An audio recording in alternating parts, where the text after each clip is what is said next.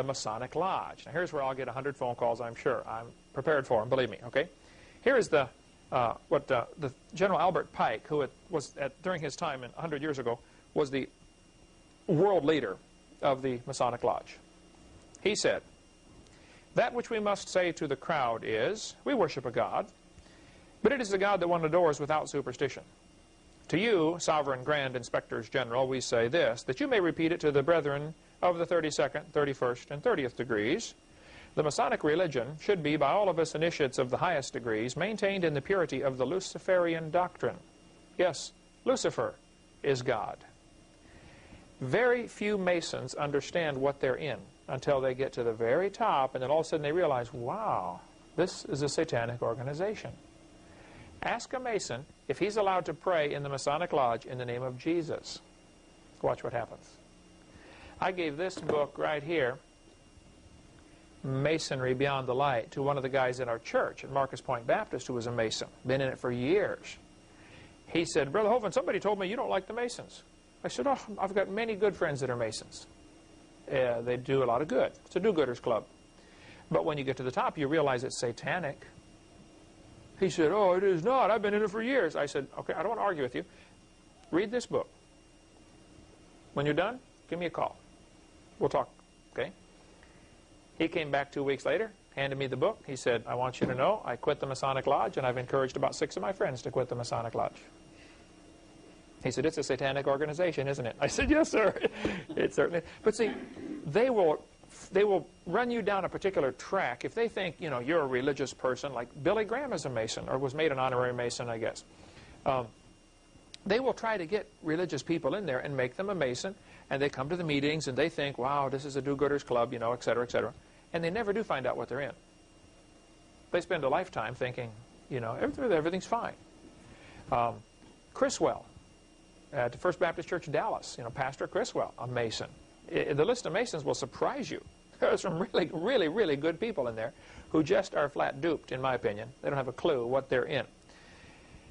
Manly Hall, in his book called The Lost Keys of Freemasonry, said, "When the Mason learns that the key to the warrior on the block is the proper application of the dynamo of living power, he has learned the mystery of his craft. The seething energies of Lucifer are in his hands, and before he may step onward and upward, he must prove his ability to properly handle energy." Scarlet and the Beast. I met with the author of this book. He's a friend of mine in Texas. He has written several books on the Masonic Lodge and how it ties in. If you really want to go down deep, stay down long, all the documented stuff on the Masonic Lodge.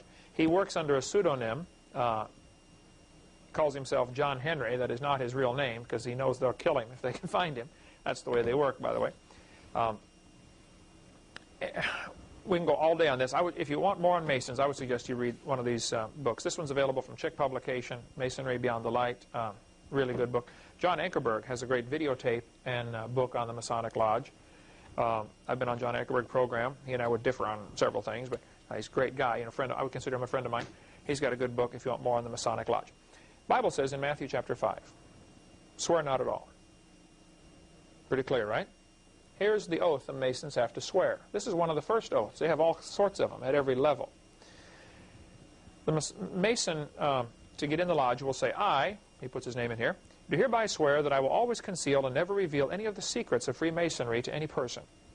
If I do, I consent to having my throat cut from ear to ear, my tongue torn out by the roots, my body buried in the sands of the sea at low water mark."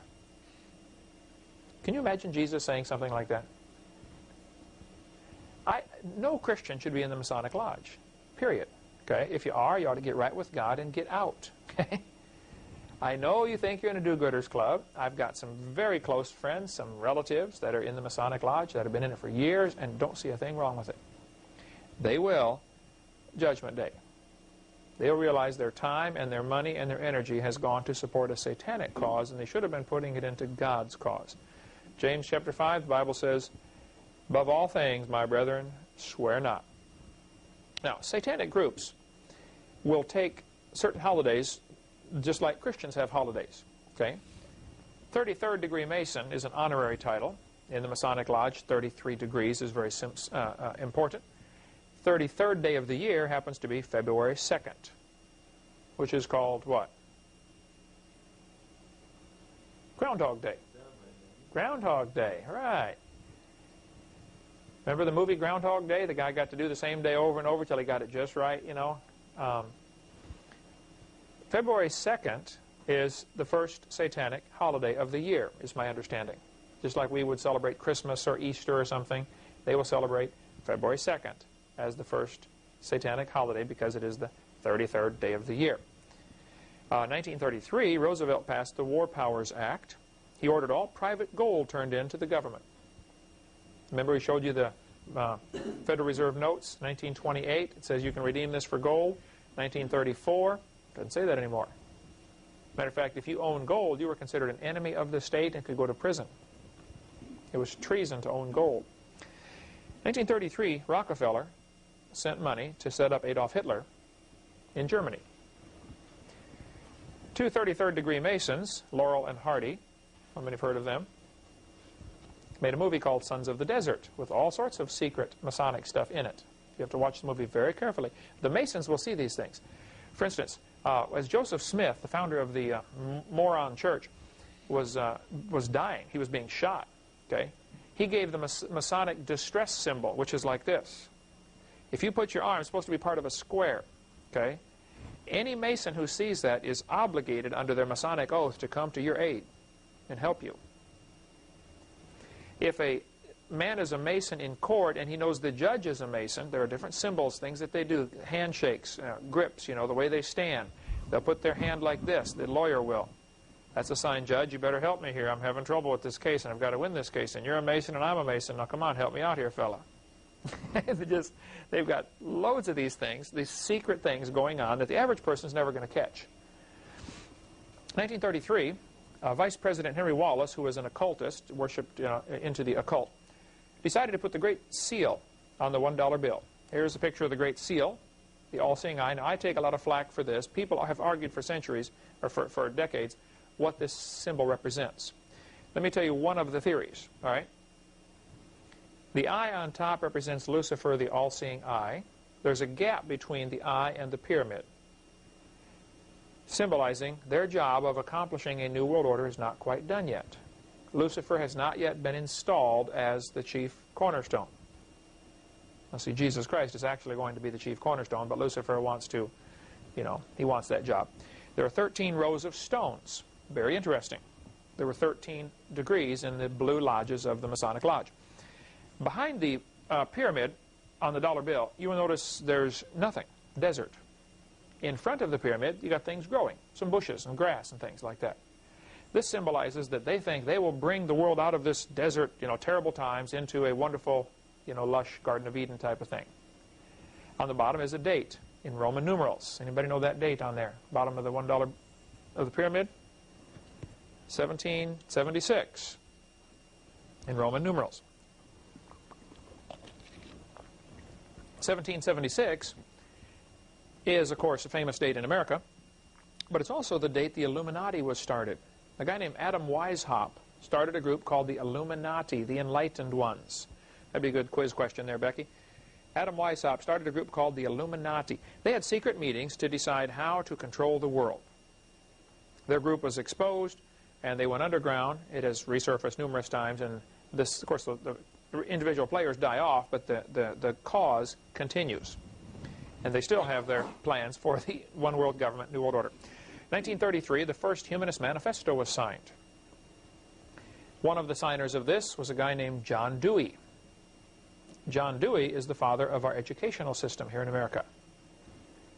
John Dewey was in Vermont at a teacher's college. He was a humanist. He wanted, he claimed to be an atheist, and he said, I'm going to take over the teacher's college, worked his way till he became the top, and then he influenced all the people coming through that teacher's college, which later went out and became presidents of other teachers' colleges. And John Dewey had just an incredible impact on our educational system, leading it toward socialism, communism, New World Order type stuff, which is where we are now. Adam Weishaupt, the founder of the Illuminati, said, the most wonderful thing of all is that the distinguished Lutheran and Calvinist theologians who belong to our order really believe that they see in it, that's the Illuminati, the true and genuine sense of Christian religion. "O mortal man, is there anything you cannot be made to believe?" It was all a hoax, and many Christians, people claiming to be Christians, fell right in line and started getting into this. There are Christians today in some of these groups that really think that's going to be good for the world. They're going to find out they're working for Satan after it's too late. If you want more books on the New World Order type stuff, there's all sorts of good books you can read. The Federal Reserve certainly tied in. We covered that earlier. Dave Hunt has a great book, A Woman Rides the Bee, showing the Catholic Church and their involvement. Average Catholic doesn't have a clue about what really goes on behind the scenes when you get up to the top of the Catholic Church. Then they find out, wow, this is really wicked. And there's an awful lot of good people that are Catholics. They don't find out the truth till it's too late.